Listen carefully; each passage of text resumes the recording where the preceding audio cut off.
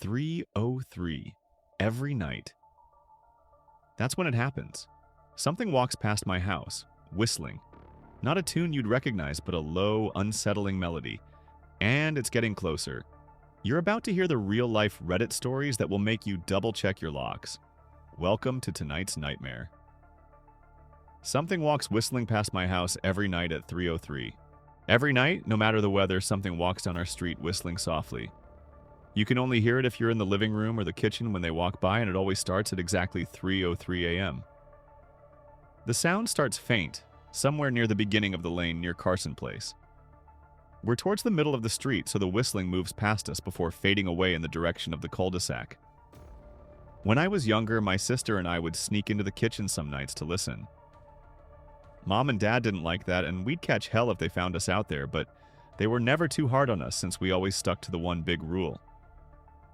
Don't try to look at whatever was whistling. My neighborhood is a funny place. I've lived here since I was 6, and I love it. The houses are small but well kept, good-sized yards, plenty of places to roam. There are a lot of other kids here my age. I turned 13 back in October. We grew up together and would always play 4 squares in the cul-de-sac or roam around from back porch to back porch in the summer. This was a good place to grow up. I'm old enough to see it. And there's only 2 strange things here: the night whistling and the good luck. The whistling never bothered me much. Like I said, I couldn't even hear it from my bedroom. But Mom and Dad don't like talking about it, so I've stopped asking questions. My dad is a strong guy, tall and calm. He has had an accent since he moved to the US as a kid. His family, my grandparents, they're from the islands. That's what they call it. My dad, the only time he isn't so calm is if the whistler comes up. He talks a little quicker then, eyes move faster, and he tells us not to think about it so much, and to always remember the one rule, the big rule. Don't try to look outside when the whistler goes past. Not that we could look even if we wanted. See, there are shutters on the inside of every window, thick pieces of heavy canvas that pull down from the top and latch to the bottom of the window frame. Each latch even has a small lock, about the size of what you'd find in a diary. My dad locks those shutters every night before we all go to bed and keeps the key in his room. My mom, I don't know what she thinks about the whistling. I've seen her out in the living room before at 3:03 a.m. when the sound starts. I could see her if I cracked my door open just an inch to peek. She's not out there often, at least I haven't caught her much, but once or twice a month I think she sits out there on our big red couch just listening. The whistler has the same tune every night. It's cheerful. Da-da-da-da-da-dum. Da-da-da-da-da-dum. Remember how I said there are 2 odd things about where I live? Well, besides our night whistler, everyone in my neighborhood is really lucky. It's hard to explain, and Dad doesn't like us talking about this part much either. But good things just seem to happen to people around here a lot. Usually it's small things like winning a radio contest or getting an unexpected promotion at work or finding some arrowheads buried in the yard. You know, the authentic kind. The weather is pretty good, and there's no crime, and everybody's gardens bloom extra bright in the fall. A million little blessings, I've heard my mom say about living here. But the main reason we stay here, why we moved here in the first place, is my sister Nola. She was born very sick, something with her lungs. We couldn't even bring her home when she was born, only visit her in the hospital. She was so small, I remember, small even compared to the other babies. A machine had to breathe for her. We moved into our house here to be closer to the hospital. As soon as we moved here, Nola started getting better. The doctors couldn't figure it out, they chalked it up to whatever they were doing, but we all could tell they were confused. But my parents knew, even I knew, Nola getting better was just another of the million little blessings we got for living in our neighborhood.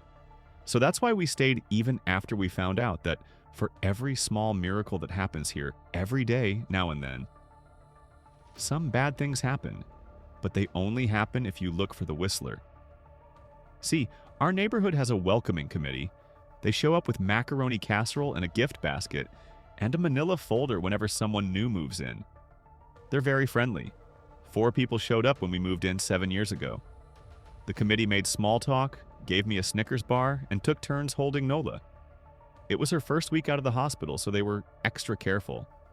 Then the committee asked to speak to my parents in private, so I was sent to my room where I still managed to hear nearly every word. The welcoming committee told my parents about how nice the neighborhood was. Really exceptionally hard to explain kind of nice. And then they told my parents about the even harder to explain whistling that happened every morning at 3:03 a.m. and ended at the tick of 3:05. The group, our new neighbors, warned my parents that the whistling was quiet and would never harm or hurt us as long as we didn't look for what was making the sound. This part they stressed, and I pushed my ear into the door, straining to hear them. People who went looking for the whistler had their luck change, sometimes tragically. A black cloud would hang over anyone that looked. Anything that could go wrong would. The manila envelope the committee brought over contained newspaper clippings, stories about car crashes and ruined lives, public deaths, and freak accidents. Not everyone dies, I heard the head of the committee tell my dad. But life goes out of them. Even if they live, there's no light in them ever again, no presence. My mom, I could tell she wasn't taking it seriously. She kept asking if this was some prank they played on new neighbors. At one point, my mom got angry, accused the committee of trying to scare us out of our new home, asked them if they were racist on account of my dad being from the islands. My dad calmed her down, told her he could tell our new neighbors were sincere and they were just trying to help us. He explained that he grew up hearing these kinds of stories from his mom and that he knew there were strange things that walked among us. Some of those strange things were good and some were bad, but most were just different. After the committee left, Dad went out to the hardware store, bought the canvas blinds, the latches, and the locks, and installed them on every window in the house after dinner.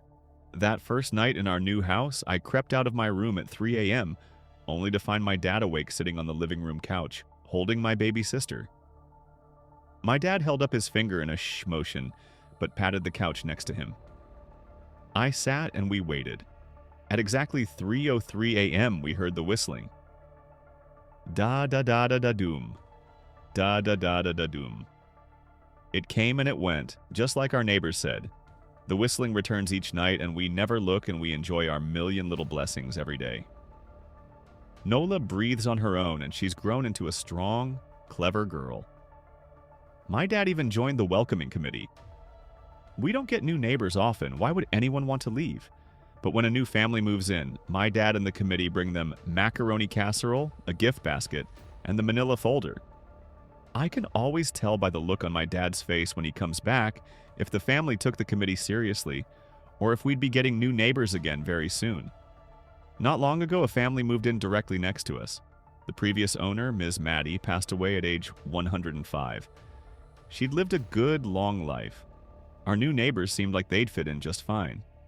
They believed the welcoming committee, took my dad's advice about the locking shutters since they had a young child of their own. Whatever newspaper clippings were in that manila envelope, whatever evidence, my dad never let us see. But I imagine it must have been awfully convincing since our neighbors got along with no issues for the first month. One night, when our new neighbors had to leave town, they sent their son, Holden, to stay with us.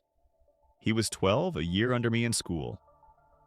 I didn't know him well before that night, but as soon as his parents dropped him off after dinner, I could tell it was going to be a bad time. "Do you know who is always out there whistling every night?" Holden asked the moment the adults left the room. The three of us were sitting in the den, some Disney movie playing idly on the television. My sister and I exchanged a glance. "We don't talk about that," I said. "I think it's that weirdo that lives in the big yellow house on the corner," Holden said. "Mr. Tolles?" my sister asked. "No way, he's really nice." Holden shrugged. "Must be a psycho killer then." Nola tensed. "We don't talk about it," I repeated. "Let's go to my room and play Nintendo." We spent the next few hours playing games, eating popcorn, and then watching movies. A typical sleepover, but I could see Holden was getting antsy. After my parents had wished us a good night, locked the blinds, and gone to bed, Holden stood up from his beanbag and walked over to where Nola and I were sitting on my bed. "Have you ever even tried looking?" he asked. "It's nearly time." Like most sleepovers, we'd conveniently ignored any suggestion of a bedtime. I was shocked to see he was right. It was almost 3 a.m. I sighed. "We don't See, I can't even try to look because my dad locks the blinds every night and hides the key, he continued, ignoring me. So does our dad, said Nola. No, replied Holden. No, he doesn't. You saw him do it, I said, a little sharper than I meant to sound. Holden grinned. Your dad locks the blinds, yeah, but he doesn't hide the key. He keeps it right on his normal keychain. So? I asked, worried I already knew what he would say next, because I had noticed that my dad didn't bother hiding the key anymore after all of these years. Because he knew we took it seriously. So, after your dad locked up but before your parents went to bed, I went to the bathroom. And on my way, I may have peeked into their room, and I may have seen your dad's keychain on his nightstand, and I may have gone and borrowed the key to the blinds. Nola and I stared, and his grin only grew wider. You're lying, I said. Holden shrugged. You can check if you want. Just open your parents' door and look. You'll see his keychain right there on the nightstand. Stay here, I told both of them. Don't move a muscle. I hurried over to my parents' room but hesitated at the door. If Holden wasn't lying, my dad would be angry.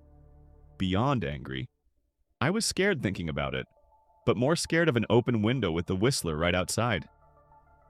I opened the door, barely an inch, and looked in, but it was too dark to see. Taking a deep breath, I walked into the room. 2 steps into the dark, I froze. The whistling started, and I could hear it clearly from my parents' room. I never realized, but they must have heard the sound every night since we moved into the house. They never told us. I don't think I could have slept through it. I stood there listening to the whistling come closer, unsure whether I should turn on a light or call out for my dad. Soft sounds from the living room brought me back to reality. Nola! I yelled, running out of my parents' room. Holden and Nola were standing near the front door next to a window. Holden wasn't lying. I could see him fumbling with the lock on one of the blinds. I heard a click. He did have the key. Holden let out a quick laugh. Nola stood next to him, hunched up, afraid, but maybe curious. The whistling was right outside our house now. I think I made a sound, called out. I can't remember. Time felt frozen, clock hands nailed to the face. But I found myself moving. I'm not fast. I've never been athletic. Somehow, though, I covered the space between myself and Nola in a moment. My eyes were locked on her, but I heard Holden pull the blind all the way down so it could release. I heard the snap of it start to raise, and I heard the whistling just on the other side of the window. But I had my arms around Nola, and I turned us so she was facing away from the window. At the same time, I jammed my eyes shut. The blind whipped open. The whistling stopped. I felt Nola shaking in my arms. Don't look, okay? I told her. Don't turn around. We were positioned so that she was facing back towards the hallway and I was facing the window. My eyes were still closed. I felt her nod into my shoulder. I reached out with the arm not holding Nola and tried to touch Holden. My hand brushed against his arm. He was shaking worse than Nola. Holden? I asked. Silence. I reached past him and gingerly felt for the window, eyes still sealed shut. The glass was cold against my fingertips. Colder than it should have been for the time of year. I moved my hand up the window, searching for the string to the blind. The glass began to get warmer the further I reached, and there was a gentle hum feeding back into my fingertips. I tried not to think about what might be on the other side of the window. Finally, I touched the string and yanked the blind shut. I opened my eyes. In the dim light leaking out from the kitchen, I could make out Holden, pale and small, staring at the now closed window. Holden? I asked again. He turned towards me and he screamed. Everything became a flurry of motion. Lights sparked to life in the hall, then the living room. My parents' footsteps thudded across the hardwood floor. I didn't turn to look back at them. My eyes were glued to Holden. He was pale, had bit his lips so hard there was a thin red line of blood running down his chin, and he'd wet himself. What happened? My dad asked from behind me. I managed to swivel away from Holden and look back. He looked. I'd never seen my dad scared before, but I saw it that night, in that moment. An old, ugly terror stitched on his face. A parent's fear. "Just Holden?" he mouthed to me. I nodded yes. My dad let out a breath. He looked so relieved I nearly expected him to cheer. But then he turned to Holden and my dad's face changed. I wondered if he felt bad for feeling good that Holden was the only one that looked. There was a knock at the door. We all froze. Holden whimpered. "Don't answer it," my mom said. She stood at the threshold of the hall. I'd always thought she was a skeptic and just humored my dad about the windows and the whistler, but that night we were all believers. I noticed that both of my parents held baseball bats they must have taken from their bedroom.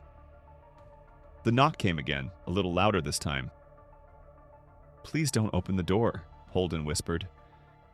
My dad walked over to him, hugged him close. "We won't," my dad promised, still holding his bat. "Nothing is coming in here tonight." Thud, thud, thud. This time the knocking was loud enough to rattle the door. Holden screamed again, and Nola clutched her arms around my neck. My mom came over and knelt down next to us, wrapping my sister and me close. Thud, thud, thud. "Call the police," my mom whispered to my dad. The knocking instantly stopped. My dad looked over his shoulder at us. "Do you think—" He was cut off by frantic knocking that trailed off to a polite tap, tap, tap. "Police," something said from the other side of the door. The voice from outside sounded exactly like my mom, like a parrot repeating the words back to her. "Police, call the police." Tap, tap, tap, police. My mom pulled us closer. "Police, police, police, police." "Please stop," I heard her whisper. "I don't think calling them will help," my dad said. "How will we know when they're the ones at the door?" The knocking came back harder than before. The door shook. Then it stopped. After a long moment, I heard the knocking again, but it was coming from our back door. We all turned together towards the back door, but the knocking immediately returned to the front door. Front to back to front, loud, then quiet, then loud again. Suddenly, the sound was coming from both doors at once. Big, heavy blows like a sledgehammer. Then something started rapping against all of the windows in the house. Then the walls. It was like we were living inside a drum with a dozen people trying to play at once. Or we were a turtle and something was attempting to claw us out of our shell. "Stop!" Holden yelled. The knocking died. "I won't tell," Holden said, staring at the door. "I promise I won't tell anyone what I saw. Just please go away." We waited for nearly a minute. Then we heard it, a soft tap, tap, tap coming from the window Holden had looked through earlier. Holden started to cry, sobbing like a prisoner watching gallows being built outside their cell. My dad held him, brushed his hair, but never lied to him, never told him things would be okay. The tapping at the window went on for the rest of the night.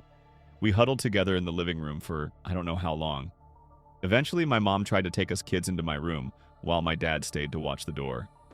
But the second we moved into my bedroom, the knocking came back, so loud it was possible to ignore. I was afraid the door couldn't take it. We went back to the living room and the knocking stopped. Only the tap, tap, tap on the window remained. None of us slept that night. The tapping stopped around 7 a.m. That's about the time the sun comes up here. We waited another 2 hours before my dad opened the blinds from one window. He made us all go back to my parents' bedroom first. I heard him open the door, then come back in. "Okay," he told us. "It's done." Holden's parents came back around lunchtime. My mom and dad walked Holden over to his house, and they all went inside for quite a while. Nola and I watched from the window. She stuck to me the whole day, right at my side, sometimes holding my hand. When my parents came back, they looked grim but wouldn't tell us what they said to Holden's family. It was a Sunday, so we all spent the day together, ordered pizza, and watched movies. That night, everyone slept in my room. Nola and my mom in the bed with me, my dad in a chair he'd pulled over. There was no knocking that night or any night since. We didn't see much of Holden or his parents for the rest of that week, but by Thursday there was a moving truck in their driveway. Nola and I watched them packing up the whole afternoon after school. What sticks with me most is how tired Holden and his parents looked. All three had the same pallor, grim mouths, and lightless eyes. Even from across the street, I could tell something was very wrong. Holden and his family were gone before sunset. I remember what the original welcoming committee said to my parents when we moved in. Not everyone who looks at the Whistler dies, but even those that live have the light go out of them, and the rest of their lives are full of misfortune. A million little tragedies. I think Holden's parents must have looked, either to comfort him if they didn't believe or share the burden if they did. I watch Nola some days, happy and young and alive, and I wonder if I'd been slower if she'd looked out the window that night. Would I have looked too? To comfort her? To share that burden? I'm glad I don't have to find out. We still live in that house, in that neighborhood. We still hear our Whistler walking past every night. The blessings, the luck, the good things here are too good to leave. But we're careful. We don't have friends over to spend the night anymore. And my dad hides the key to the blinds very, very well. Not that I've gone looking. Some things you just don't need to look for. Well, I'm officially spooked. If you enjoyed these stories, give this video a like and subscribe for more terrifying Reddit finds. What's the scariest thing you've ever experienced? Share your stories in the comments below. Thanks for watching.